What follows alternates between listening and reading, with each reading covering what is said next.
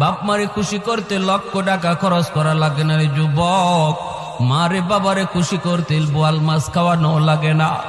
মুখ বইরা আম্মা কয়া ডাক দেও, মুখ বইরা আব্বা কয়া ডাক দেও, দেখবা বাপ মার দিল খুশি হয়ে গেছি।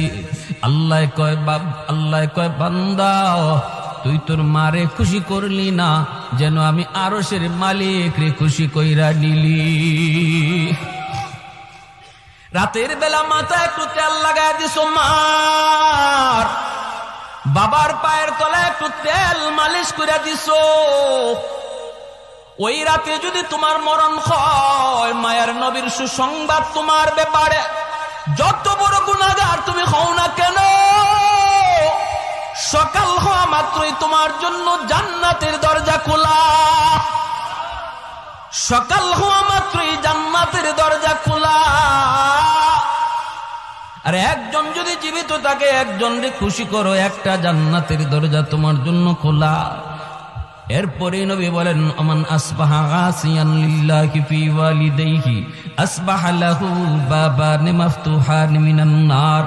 আর যদি কোনো সন্তান রাতের বেলা মারে কষ্ট দেয়, বাবার কলিজায় আঘাত দিয়া রাতে ঘুমায়, অথচ বাবার কাছে মাপ চাইল না, এমন কথা বলল যেই কথায় বাবার কলিজায় লাগছে, মার কলিজায় লাগছে, এরপরও মার কাছে মাপ চায় নাই, বউ বাচ্চা নিয়ে ঘুমায় পড়ছে।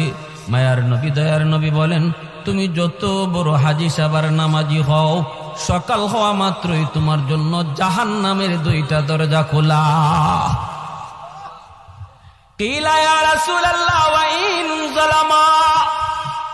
সাহাবায়ে কেরাম জিজ্ঞেস করে, ইয়া রাসূলুল্লাহ এত বড় কথা, যদি কোনো মা কোনো বাবা সন্তানের সাথে জুলুম করে, যদি কোনো সন্তানের উপরে বাপ মা জুলুম করে, তিনটা সন্তানের ভিতরে দুইটারে মায়া করে, একটারে কম মায়া করে, অথবা সম্পত্তি বন্টন করার সময় একজনরে কম দিছে আর একজনরে বেশি দিছে, এইভাবে যদি কোনো মা বাবা কোনো সন্তানের উপরে জুলুম করে গো নবী, তবুও কি সন্তান বাপ মার সাথে ভালো আচরণ করবে?